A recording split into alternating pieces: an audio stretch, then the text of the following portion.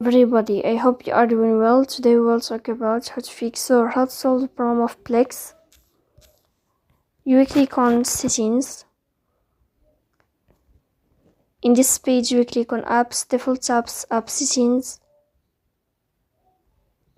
You will search about Plex app and you will click here in this page.